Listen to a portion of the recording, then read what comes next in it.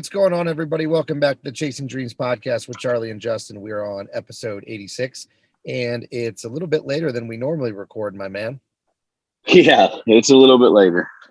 But always got to get it in, right? That's right. Every day. Every Saturday, we promise an episode is coming, so we got to make it work. We're actually recording remotely, so I'm at my place, Justin's at his. And it's actually one of the things that, like, I always think this every time we do a Zoom call is I feel like we have good dialogue, but it's just different. It's not the same because you can't read body language. Like interacting with someone in person for a podcast purpose is, I feel like it's so much more authentic. I agree 100%. And actually, like, we have talked a lot, like off air together about recording like post workout and what that's going to be like. And we actually got to do that last week. And in my opinion, when without a guest, that was probably the most fun episode to record together. Like, minus the ones we've had with guests, because obviously they always take the show. But the ones that we've done together in person, that one, in my opinion, was probably the most fun. Yeah. Yep. I agree for sure. How's your week go? Anything news Awesome worthy? I mean, nothing like crazy standoutish. I have been training harder, and I got up and ran a couple mornings before work, which was nice. I'm slowly trying to figure out how to integrate that back into my everyday like I used to. Mm-hmm. Recovery seems to be getting better and better as the more often I'm running. So, because after the race on the 4th or the 3rd, I was pretty beat down actually. Oh yeah, And sure. it took like almost 4 days to recover completely. I just think because my body wasn't used to running and at that weight, so, but yeah, I did it twice since then, and it's starting to feel better and better. So that's awesome. And training, I have been like wildly intrigued by, I don't want to say like traditional strongman because I don't know enough about it, but like that aspect of training, like picking up heavy rocks. We have talked about what Bud Jeffries, I think is his name, where he does all the outside stuff. And after we talked about him the last time, I've, looked him up, and a lot of his training methods are just very intriguing to me. I feel like it's just more so than even strongman. It's just like functional training. Right, exactly. Like almost in the sense of like minimalist training too, because a lot of stuff that you do requires minimal equipment, especially minimal fancy equipment for sure. And it's just lifting what you can, kind of like, we talked about on the last episode, things that we were doing together when we trained at your place, just pulling stuff out of our butt essentially and trying to find ways to make effective workouts with limited resources. Right. I actually took some of that stuff that you and I did on last Saturday and implemented it into my normal push day. And I really enjoyed, like, because I added in the plyometric push-ups.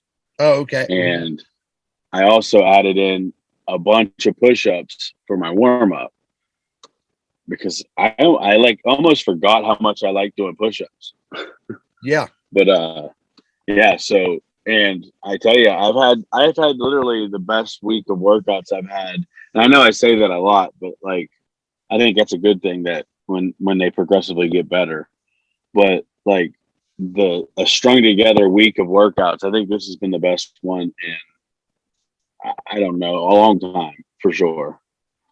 I think that like the one interesting thing about people who do this kind of minimalist type training where they're using very few resources and they're looking to maximize the efficiency. And this is kind of something that I wanted to talk about when you briefly mentioned a few moments ago when you said how you're trying to find a way to integrate cardio back in, because really that's what constitutes most people's training programs, or some type of like cardiovascular work and some type of strength training, or at least there's people that are trying to be well-rounded, right? Like you want to be Right. strong and you want to be functional and have good endurance and good health. So you're looking at essentially two different like areas that you need to target. And I honestly think the more and more I go about this, because I was one of those people who thought you can kill two birds with one stone.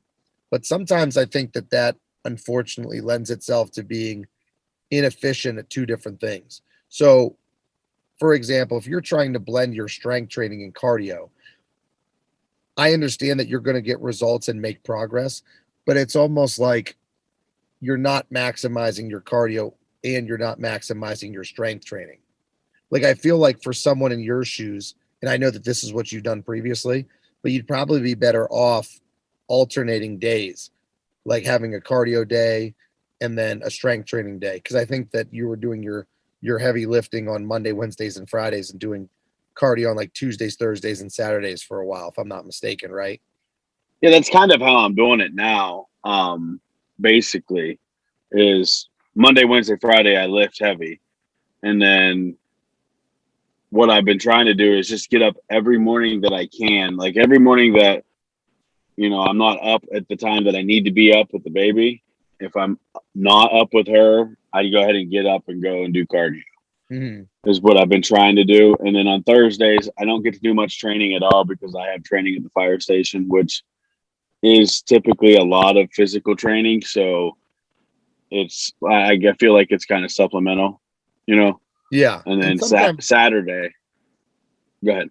I just feel like with I don't even know if I'd call it multitasking, but when you're trying to aim at efficiency and like do multiple things at once, yeah, I feel like you kind of you're never going to maximize your strength or maximize your cardiovascular training if you're trying to kill two birds with one stone and cover them at the same time. Right. Because like I find that, and I think that's kind of a reference that you can take in all areas of life, not just something fitness or gym related. Is like for me personally, like in this, it sounds so counterintuitive to most things we're taught, right? Like we're taught to multitask because that's efficient. You can get more things done as you go. And for me though, I'm like one of those people where I don't know if it's due to like an inability to focus, or maybe it's the exact opposite. Maybe it's a hyper focused mentality where I can only really attend one item at a time. Like I feel like if I do multiple things, like take this podcast for example, like if I were to be on my phone checking text messages, like there's no way I could multitask this dialogue and this conversation. Like I have to be No, very, me very neither. locked in. And I feel like that's me in multiple areas. So I don't know if I should give advice and tell people that you shouldn't multitask things, but for me, I just find that instead of doing one thing efficiently, I'm trying to do two things inefficiently. Right. Right. Yeah. That's kind of what. Whenever I had my program where I would start my workout with cardio and then do heavy strength training and end with a cool down cardio session,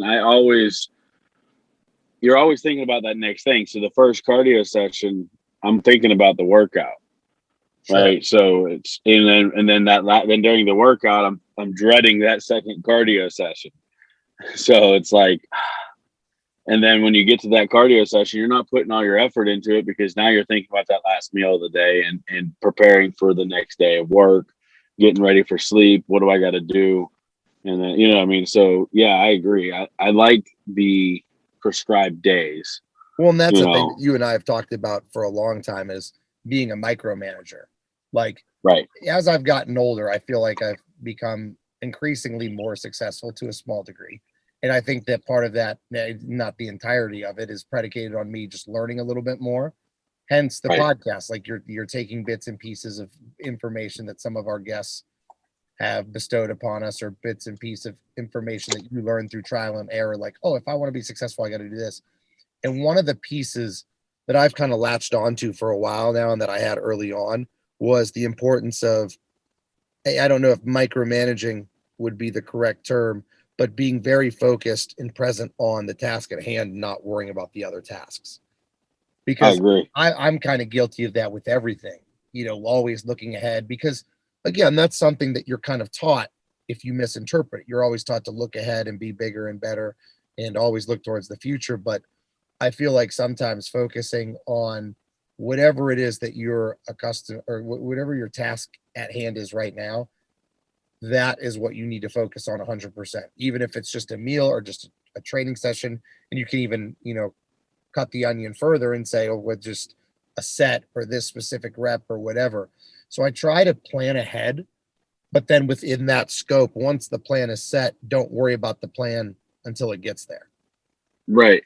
It's really tough too, like when you're trying to tell somebody that's not real familiar with this like mindset and they have a similar goal as you. So like I talk to a lot of people that want to lose weight Mm-hmm. and in a lot of different areas of their journey, like beginning, middle, or end, not end, but because I that's the first thing I lead off with is this thing is never going to end. But like, for lack of better words, beginning, middle, and end. So like, it's hard for me because I tell people all the time, you have to think of the big picture.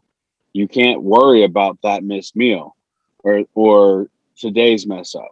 You have to think about mindset wise. You have to think about the big picture. But I feel like I'm also talking out both sides of my mouth sometimes because it's like we do think about the big picture, but it's hard to explain sometimes. Big picture's here right in front of us, but we have to see every task in between as it comes up. So when the target pops up, you have to shoot it. What I think that It's, the thing that I continue to go back to, and we've again talked about this a couple times, is the importance of, when it comes to goal setting, the importance of like reverse engineering, right? So you mhm. start with the final product, or again, you're never done, but you start with what the end goal would be for weight loss, or the end goal you want to look like, or the amount of money you would like to accrue in the bank, or the job you would like to have, or whatever the pinnacle of success is in your eyes. You set that first, because again, like you said, big picture, right? And then Right. what you have to do is work your way backwards. So reverse engineer it, so that allows you to micromanage everything. So when I have this goal, okay, if I have a goal for 2 years, I have to kind of set what, every month is going to look like, and then every week, and you get smaller, you get more micro focused and less macro focused as you go, till eventually you're focused on whatever you're doing for the next 10 minutes to be able to get there. Exactly. And so Exactly. You got to that's where essentially the clear write a roadmap. communication comes. What'd you say? Right. They said exactly. So at that point, you're basically, essentially, you got to write a roadmap for your destination before you even start the journey. Yes, 100%. Because And then, then you have the big picture, and you have the steps in between, and it's all laid out for you. right. And you always remember, write that thing in pencil because there's going to be changes. You have to change direction. Sometimes the road gets blocked, or, I'm trying to use metaphors, but like sometimes things come up and you have to deviate around an obstacle. So you can pick a goal and you can figure out the steps to get to your goal through reverse engineering. Essentially draw your map, Yep. but you have to account for audibles. And the Speaking of audible, clear roads, so let's talk about that for a minute, just because, and this is not for strictly for public consumption. This is just my genuine curiosity. This is why I'm asking. What does your map look like? Because I know that you and I have had discussions on air and off air, just training together, doing cardio together, whatever, just basic friendship talks about how one of the it depends on the context here. You could say it's a really good thing about you, or it could be a frustrating thing about you, is you've been adamant about the fact that one of the things that happens to you is that you kind of change goals sometimes, or you change paths. So it could be, right? strength training, it could be endurance training. The foundation is always the same. It's always number one about self improvement. And number two, you could take that a little bit deeper and say it's about physical self improvement and health and overall performance based measures, right? So Yeah, that's kind of where you've been in the past. And I know that you've been kind of doing some, I don't want to say soul searching, because I don't think it's that profound, or that, that intense of a journey specifically to figure out what exactly you want to do recently. But I feel like you've done some soul searching in terms of figuring out how you want to blend, because let's call a spade a spade. Everybody's like that to a degree when it comes to fitness and health and wellness, because you want everything, right? Like Exactly. you want to be muscular, you want to build muscle, you want to burn fat, you want to have endurance, you want to be athletic, you want to be flexible. Like there's so many things that would incorporate what like physical perfection would look like or sound like or act like or train like for that matter. And I feel like sometimes it can be a little bit overwhelming because we get pulled in different directions. So like Right. what does your current roadmap look like? So, in the topic of roadmap, how big of a map do you want? Because I have a lot of plans.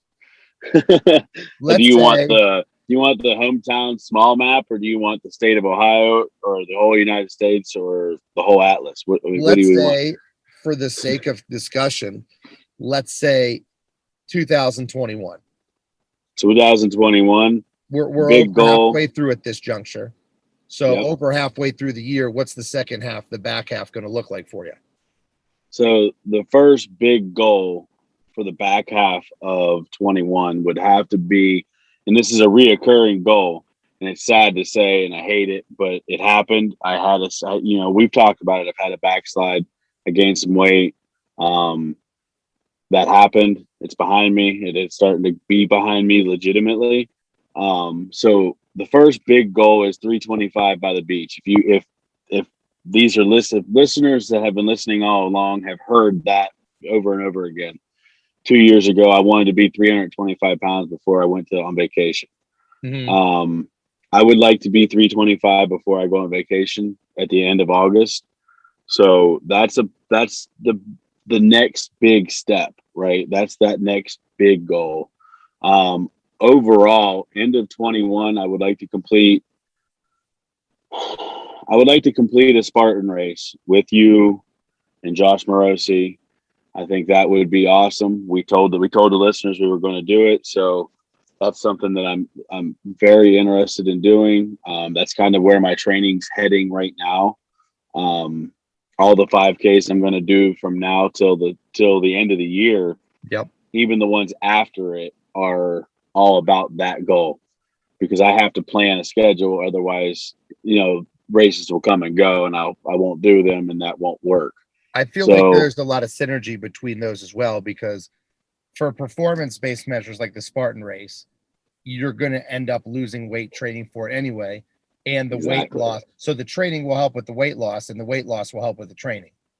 right, So and there's so there's not much deviation from your day to day with those two, because I think that because sometimes things can be counterproductive.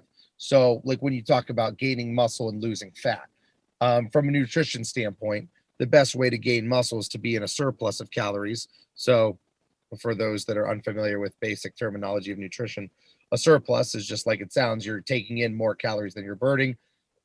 Whereas getting ripped and losing fat would be a deficit where you're taking in less calories than you're burning. So you're right, losing weight.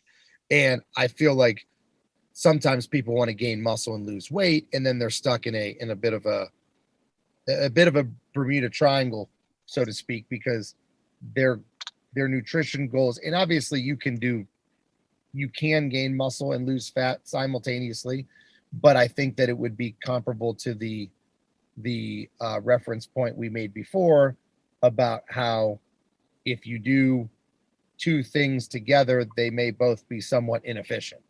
And right. you'll have some nutritional debates on that for sure. But regardless, I don't think this is one of those instances for you. I feel like both of those goals, the process or the steps to get to the goal are going to be the same anyway. So it really will fall in line pretty easily for you. And realistically, my plan to get to like the first half of that is just put my head down and get to work. Yeah. Do what we've done and do it to the best I can. Put my head down and get to work. Seriously, it's lift weights, run as far as I can, recover, rest, eat right, and just do the thing. Make sure I'm drinking plenty of water and listening to my body. And I think another thing is like I don't have huge aspirations to be muscle bound, right? Like I want to be the strongest I possibly can. But I think there's a difference between gaining muscle mass and gaining real strength. Certainly. So my goals are more focused on real strength. Like I want so bad at that Spartan race to be able to climb a rope. Mm-hmm. And that's something that I've never been able to do. Even when I was in high school, middle school, I couldn't climb a rope up and hit the bell and come back down. That was not something I could do. So if and now on obviously I know there will be factors involved and I might not get there, but everything I do to get there is going to be 100% trying to get there. Yep. And if I have to do the burpees at a rope climb, so be it. But I'm going to expel as much time and energy and effort into trying to accomplish that task because that's a huge win for me. I like it. I like it. But I guess big picture for the rest of the year is that, it's just I want to break out of the 300s completely. Like I want to solidly break out of the 300s and into the 200-pound range to where any kind of injury or backslide doesn't land me back into the 300s. Yeah. Yep. That's the big goal for 21. Now 22, stand by. I like it. I like it. So what I want to do is I have a few follow-up questions on that, specifically about how you go about formulating the roadmap. Because it interestingly enough, it was something that I was discussing with another person on another day. So I want to get your insights on this. So let's go to commercial break and we'll talk more about how you develop your roadmap when we come back. As listeners of the Chasing Dreams podcast, we know that you demand the highest quality at all times. If you're interested in quality, look no further than Beast Mode Baking. Beast Mode Baking aims to bring the highest quality, creative, and of course delicious baked goods to your home with nationwide shipping. All orders need to be pre-ordered to ensure they're packed fresh and shipped out to you as soon as possible. Beast Mode Baking offers a flat rate of $15 for shipping due to the size and weight of the cookies and doughs. So if you're interested in Beast Mode Baking, please contact CEO Shannon Knorr. That's at SKNORR13 on Instagram and order your delicious baked goods today, because every time you support them, you're supporting the podcast as well. And we're back from our commercial break. So, Justin, before we went to the break, I told you that I was kind of having this discussion with another person, and we were talking about how planning and preparation in a training space always comes full circle. So, yes, you go through these phases of hyper attention to detail and then no attention to detail necessary. So when you're talking about, let's just use your particular example because it's something that we can, formulate a discussion around. When you're looking to lose weight and have better functional performance. So run faster, run longer, climb things, jump higher, lift more, whatever.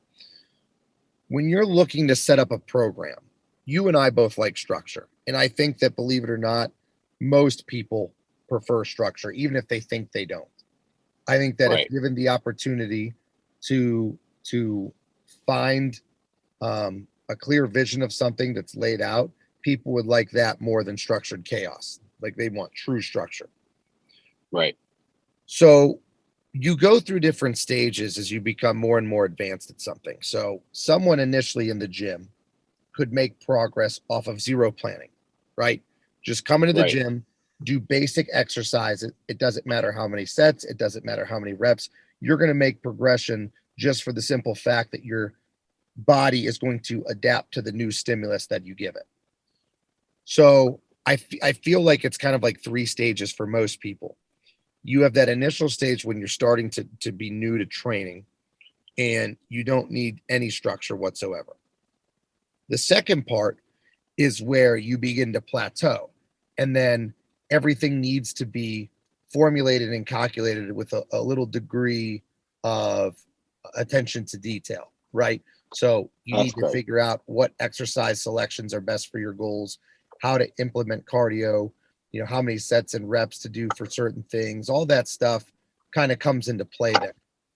And then I feel like it comes full circle again for people where when they do become advanced, they don't need those tangible metrics to go by because they can use like they can train intuitively where they can say, I know what my body needs. Because you mentioned it right before we went to break about listening to your body and how important that is. Most Yeah. people aren't at that level where they can listen to their body appropriately. Now, some think they are, but to really, really be honed in to the true biofeedback mechanisms that your body's giving you is hugely beneficial. And a lot of people can't do it. So when you look at your training going forward, as far as, again, functional performance, how are you going to lay stuff out? Are you going to do it? Is it going to be structured? Is it going to be unstructured? Or is it going to be a little bit blend of both?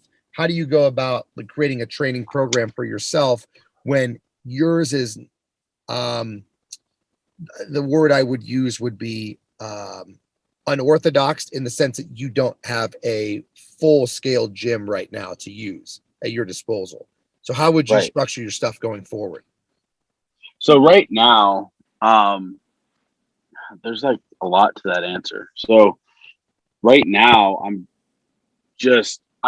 going back to like step two, right?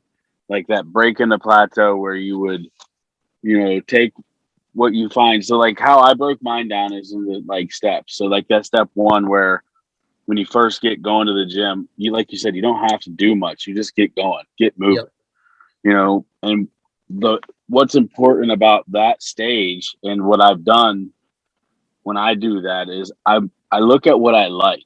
So, you know, I soak up all the newbie gains, right? All Mm-hmm. the jump and bench press and squat and deadlift and all the numbers going up and makes you feel really good, and break that down and figure out the movements that I really enjoy doing. From training with me, that tricep extensions is something that I really enjoy doing because I'm pretty good at them. The bench press is a movement that I'm really good at, not really good at, but I excel in, and in my scope anyway. So those are things that I really enjoy. So I try to figure out in step two, once I hit that plateau, is I want to build a program around the things I like, because if I like doing it, it's not hard to do. Yeah. So obviously everybody hates leg day, but you have to do legs. So that's a day that you have to have the mind power to go after, but everything else you build it around what you like. So what I'm doing right now because I don't have a like an orthodox gym to train in, I'm using my basement, which I have a barbell and I have 500 pounds of plates, so I can bench, squat, and deadlift. And I also have my new log, which is my favorite thing in the world right now. Yep. But I'm still doing push pull leg days. So Monday, Wednesday, Friday, I'm doing a push day, which is chest and triceps. Um, Wednesday, I'm doing a back and bicep day, which is a pull day. So deadlifts, rows, curls, and I'm trying to integrate a lot of like movement.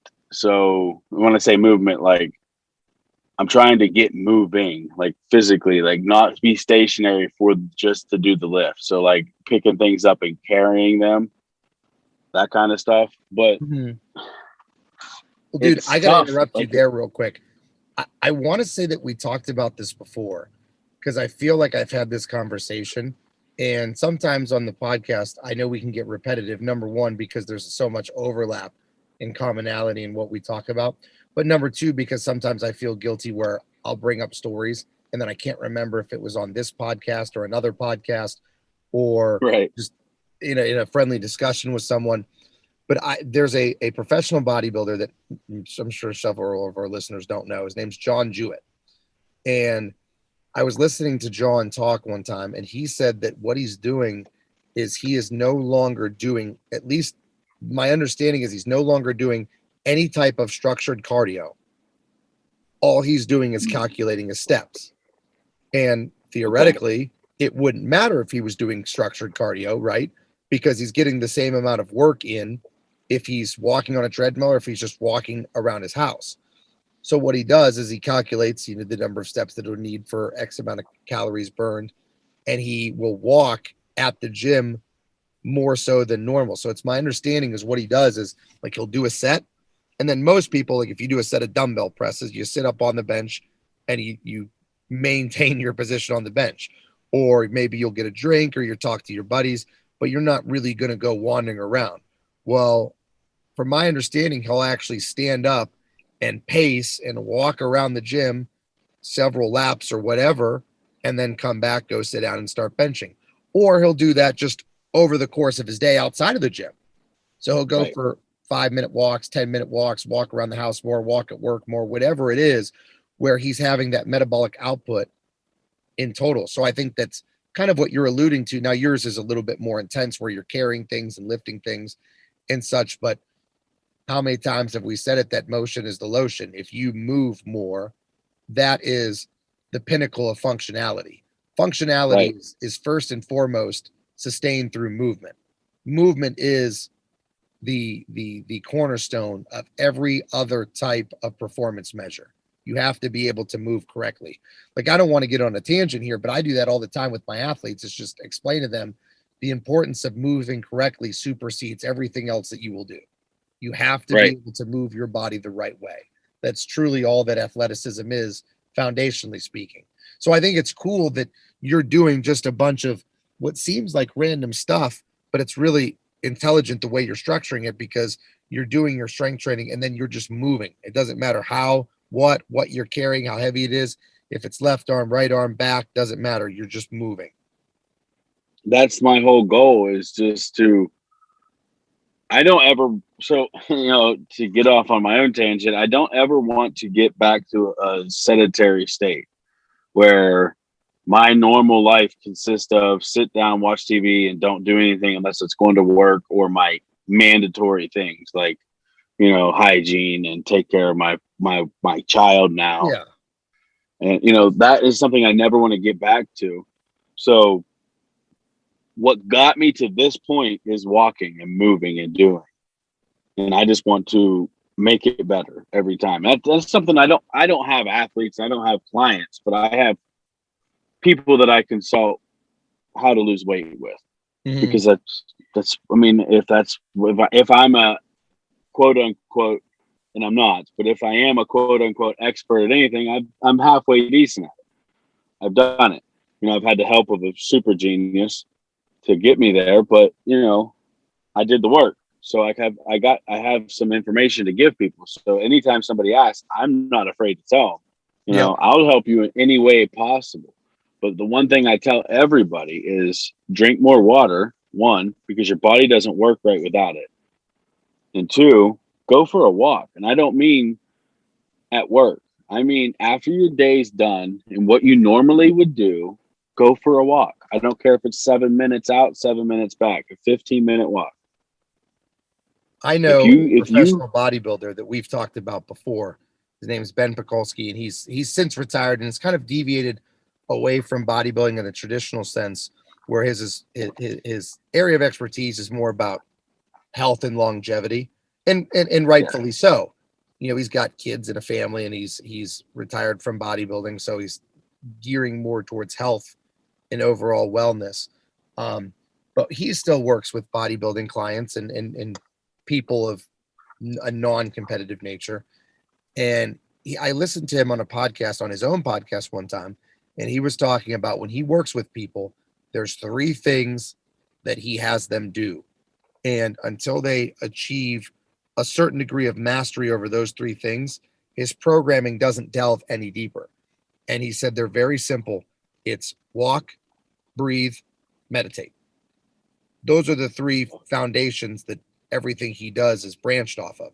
So having people walk, which is movement, having people understand the importance of breath work, breathing properly, being conscientious, being present in the moment, which then kind of delves into the meditation piece.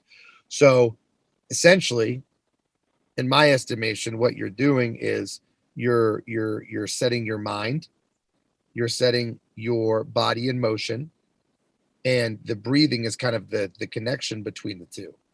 And it's Right. just very, very interesting because he says that it's funny when he gets people that are inquiring about training and want to be world record holding power lifters, or they want to be elite level athletes or champion bodybuilders, and he has them walk and breathe and meditate as the foundation of, or the cornerstone of what they're doing. Nice.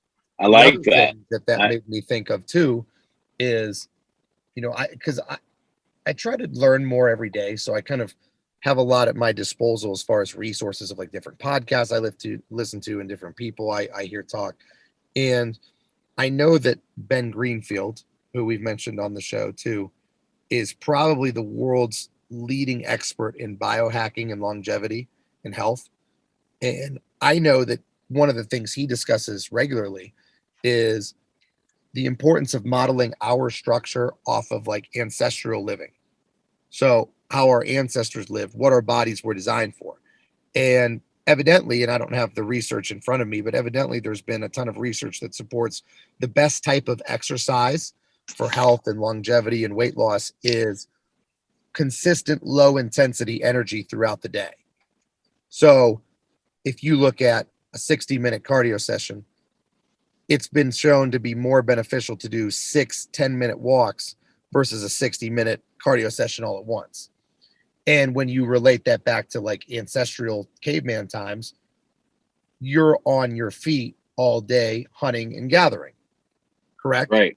And then, there are obviously intense bursts of energy or intense workouts when you would find something to kill it or chase it down, or, running from a predator or something of that sort.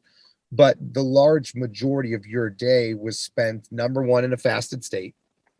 Number two, you were spent doing low level physical activity throughout the day. And I think that again just kind of hints at the importance of movement.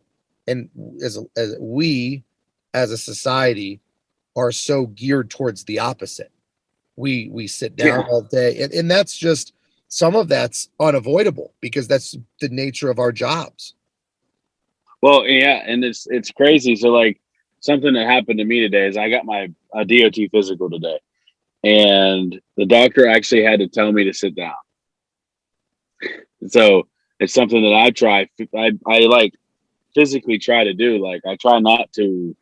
Like I used to always walk into the room, and first thing I would look for is the chair, and then I would analyze if that chair was going to turn into toothpicks or not, and then I was sitting in it. And now it's like it's not my first step. I don't try to go sit down anymore, and I never thought of it as anything other than I never even recognized it until you started saying, talking about that. Yeah, she was like, "Go ahead and have a seat so I can finish your physical." And I'm like, "Oh, yeah, I didn't realize I was just standing here." But yeah, it's that sedentary lifestyle. It's that lazy Western lifestyle. And I think that part of it is biologically based as well. So just the modern conveniences have led us to be like this because our biology seeks that. Your body always seeks to be comfortable. That's the point of eating. That's the point of sleeping. So our bodies inherently want to be comfortable. So you can't really blame us in a sense for seeking comfort conscientiously or subconsciously, but we're almost at fault because everything is so convenient that comfort is so abundant for us. Like the one thing that I have this discussion a lot with like weight loss clients is embracing being hungry. So when those hormones, your hunger hormones like ghrelin start going crazy and you feel like your insatiable appetite creep up, that's okay to be hungry. That was, if you think about it, mechanistically, that was kind of a sign for our ancestors to go hunt. Like, hey, I'm hungry. Okay, I got to go eat. Well, they didn't walk to the fridge and get something to eat. They had to go locate something, hunt something, pick something, find it, whatever. So our bodies were designed to be hungry for sustained periods of time. That hunger was just a signal that, hey, it's time to get up and start hunting. Let's go, buddy. Right. Exactly. So I feel like people don't embrace that enough. Like when I'm in prep, one of the things that I love is feeling hungry. Now, obviously it sucks to a degree because you're starving sometimes, but I enjoy feeling hungry because that lets me know that I'm burning fat. I'm mobilizing fat. I'm up and moving. and it's almost like the pleasure through pain, so to speak. So I think that that's one thing that we can look at too, is just the importance of looking back at whatever other people did, and in ancestral times, and say this is kind of biologically what our bodies were geared towards. The only difference I is they agree. probably would have sat in chairs and laid around all day, but they didn't have a choice. Whereas we, fortunately or unfortunately, are granted the choice all the time to be lazy, and we don't even recognize it. Yeah, so that makes me think of, a guy, his name's Pat Bracco, I think. I probably butchered his name. He goes by the name Possible Pat. But he lost like over 300 pounds, and how he did it was he called it the Walmart diet. The only way he ever ate was to walk 6 miles to and from a Walmart to get his food every meal. That is awesome. And he's incredible. Like, he lost 300 pounds, he became a bodybuilder, and it's I'm thinking back to a couple of things that I read that he wrote. It's things that I've said and I feel, like he said one time, my stomach was down past my thighs, I think. And it's like, I've said that, I've lived that. And if I would have had to walk 3 miles each way to get to a Walmart, I'd probably be farther along. It's incredible the willpower people can have. And if you just take away the means of conveyance, automobile, out of your life, like, obviously we're never going to take them clear out of our life, but if we stop driving, I see people drive to their mailbox, like, and we wonder what's wrong with us. Like, go for a walk. Yeah, for sure. You know what I mean? Like, yeah, that dude, that as soon as you started talking about that whole, getting moving and walking and stuff, it made me think of Possible Pat. And it's just that story of walking 6 miles each meal, like every time he wanted to eat, not just once a day. It was every time he wanted to eat. If he really, ghrelin really was kicking his butt and really in his head and made him feel like he needed to eat, he knew he had to lace up the tennis shoes and go for a walk to get that meal. I've never heard that. That's awesome. I'll have to look into it a little bit more. It's very cool. So before we close up shop, I want to change courses real quickly. Last week, we talked about our 4th of July goals that we had set. And I actually did not have my goal discussion because we recorded on the 3rd. Now, your goal had to be discussed because that was your 5K. You had yours the day before, whereas my goal, my deadline was set for July 4th. My goal, as a refresher, though I'm sure everybody that listens knows, was to try to be able to do a full straddle split. And I don't know how to quantify it because I didn't exactly measure, but I will say that it was a matter of inches, but I was very, very close, but I could not quite get it when I tried it on Sunday. It would have been last Sunday, I believe, right? Was that July 4th? Right. Yeah, that was so last I was Sunday. very, very close. And I was actually closer than I thought that I was going to be, because I told you that when I first started the goal 2 months ago, my focus and intent towards that specific goal was much higher. And then it kind of dwindled as we went. So I did less and less work towards that goal. And last week I talked about one of the reasons being is because it wasn't as important to me. Like I set the goal for a discussion point because I wanted people, but as far as like the straddle split, like it doesn't affect my daily life. I don't care if I can do the straddle split or not.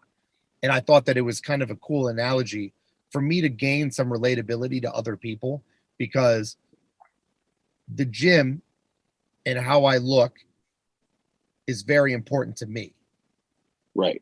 And so when some people come into the gym and they give up after a month or so, I think to myself, like, that's ridiculous. Why is that not important?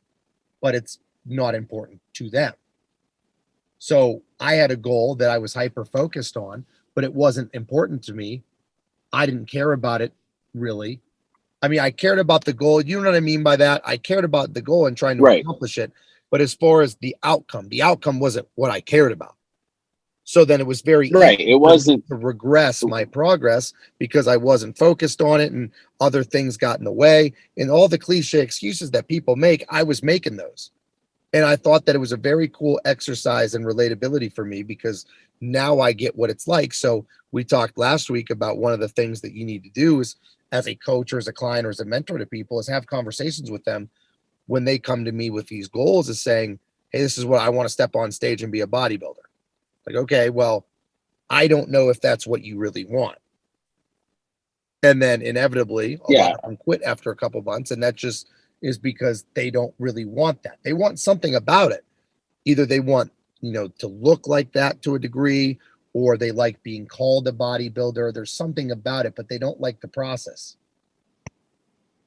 Yes, So exactly. I was a little bit short on my straddle split goal, but obviously with that said, I'm by far the most flexible in that position that I've ever been, which was pretty cool to make progress towards that.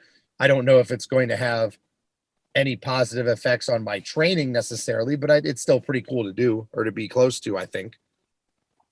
Might be able to add something for your pose down for your next show. Could be whenever that is. Yeah. But, and that's the thing about goal setting, right? Is it's okay to fall short, come up short. And that's something that was really, really hard for me to learn. Like early on in this weight loss thing, you had to back me off of the edge a few times where, I'd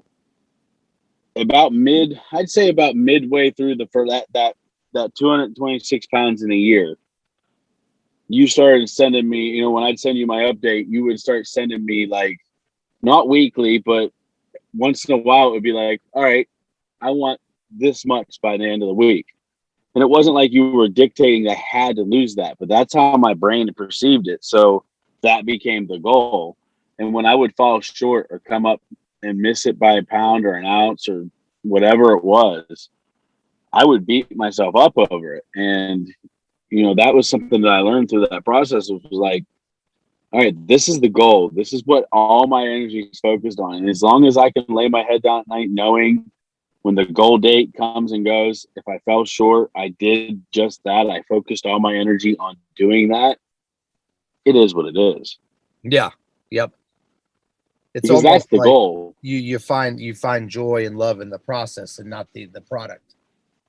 Yeah, that's exactly it too. It's like it's the goal is so like you put a measurable, tangible goal. So something that you can actually grasp or achieve, and you fall short. You have to look at it and say, okay, did I do everything? Because as long as I did everything and I fell short, I didn't fail. I just fell short. Mm-hmm. It is what it is. The only reason that you beat yourself up over it is if you didn't leave it all on the table. And with your goal, in my opinion, you just fell short because you didn't set a goal that was important. And sometimes it can even be the reason for falling short could be poor planning. Not poor planning in the way that you execute or approach the goal, but unrealistic expectations in the goal itself. So like I could tell you, Justin, you have to lose 30 pounds by next week. And you could do everything possible to lose 30 pounds and not do it. And I think that was just obviously an exaggerated example of poor planning, not in the process, but in where the end product is. And that's hard because some people do the opposite. Sometimes they set their goals too achievable and then they coast into them. It's very easy to get. Yeah. And I'm actually, so to be quite honest, I'm that guy a lot of the time. My big goal, my main goal, that is the end of the year goal, is huge. But I'll set too small of mini wins. Like I'll try to stack too many mini wins up. And once the finish line gets here, then I have a huge deficit to make up. Yeah. Because I didn't push hard enough from day to day. And that's not to say I'm not pushing hard, because in my opinion, I push pretty much as hard as I can, in the day to day. But if you know what your goal is, as long as you're doing enough to get to that goal, you feel like you're pushing hard enough. If you make that goal just a smidge bigger or a smidge harder, you're going to push that much harder, go that much longer to get to that goal. Yep. So it is definitely about being able to measure, like, realistic, but not so realistic that it's easy. Like, pick a realistic goal, but pick a realistic goal that's not going to be super easy to achieve, because then it's not a goal. It's just what you should be already doing. Of course, for sure. Right. I mean, I don't know if what I'm saying sounds, it sounds really good in my head, but I feel like I'm going in circles on it. But, like, I know you get it. I get it. Yeah. So. All right, man. Well, it was pretty good discussion on some goal setting stuff. Like I said, I definitely have a little bit more of some good insight now, knowing that when something's not important to somebody, it's very difficult for you to make it important to you. Like, it was very important for me to make that a priority. It was easy when I had the time, but then when my schedule starts getting busy and I have, a gazillion clients that I'm trying to work on online, and I have a gazillion clients in person that I'm trying to personal train, and I have all the other things going on in my life, it was very easy to immediately put that on the back burner because it wasn't that important. And I know that that's how people operate with some goals in health and wellness and whatever. So just need to have some understanding there and talk those through with people and try to help people find out what is important and set goals in those areas first. Yes, absolutely. All right, man. So with that, we have come to the end of another episode of the Chasing Dreams podcast with Charlie and Justin. This is episode 86. We appreciate everybody listening, and we will look forward to hearing back from you guys next week.